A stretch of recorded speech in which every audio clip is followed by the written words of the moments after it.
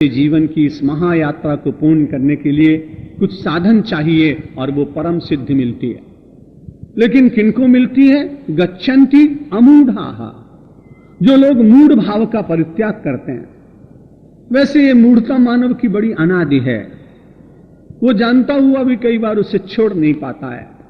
गोस्वामी तुलसीदास जी महाराज विनय पत्रिका में कहते हैं, ऐसी मूढ़ता या मन की परिहरि राम भगति सुर सरिता, आस करत ओस कन की, ऐसी मूढ़ता या मन की। अपने मन की मूढ़ता का वर्णन करते हुए गोस्वामी तुलसीदास जी महाराज, इतने बड़े कवि, इतने बड़े संत, भगवान का दर्शन का किया हुआ महापुरुष, लेकिन बड़े खुले रूप से अपने मन के द्वंद्व और अपने मन की कमजोरी को व्यक्त करने में किसी प्रकार की लज्जा का अनुभव नहीं करता। हमारी और आपकी तो बड़ी कठिनाई, हम भीतर से कितने भी अश्रेष्ठ विचारों में जी रहे हों, लेकिन ऊपर से अपने को श्रेष्ठ बताने का हमारा और आपका प्रयत्न बहुत रहता है। गोस्वामी तुलसीदास ने बिल्कुल अपने मन की बात कह दी कि मेरा मन तो बड़ा मूढ़ है, प्रभु के साथ इतना संबंध जोड़ने के बाद भी जगत में ही बार बार भटकने का प्रयत्न करता है।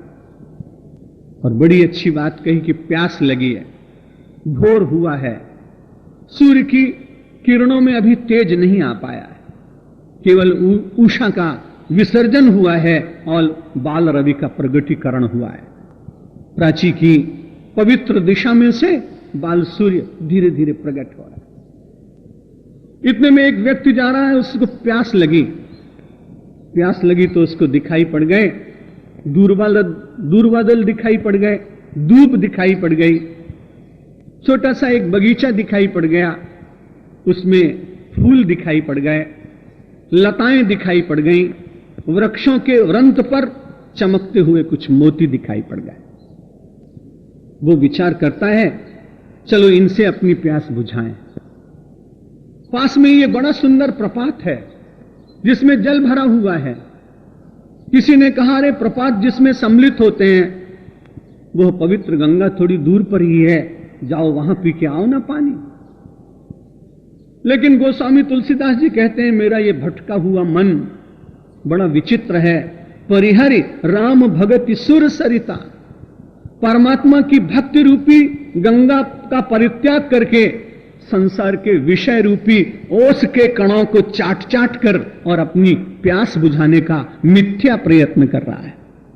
गंभीरता से विचार कीजिएगा, अपने मन की इस दुर्बलता को खोजने का यत्न कीजिएगा। ओस के कणों को चाटने से तृषा कभी शांत नहीं हुई। अंत तो गत्वा जब भी आपकी तृषा शांत होगी, शास्त्र संत सद्गुरु सदा यही कहते आए हैं कि आपको राम भगति सुर सरिता में एक बार डुबकी लगानी पड़ेगी, एक बार अवगाहन करना पड़ेगा, एक बार स्नान करना पड़ेगा, एक बार उस पवित्र सरिता के तीर पर बैठकर उससे उठने वाले मंद मंद दिव्य विचारों की सुगंध के द्वारा अपने जीवन की मलिनता को नष्ट करने का प्रयत्न करना पड़ेगा।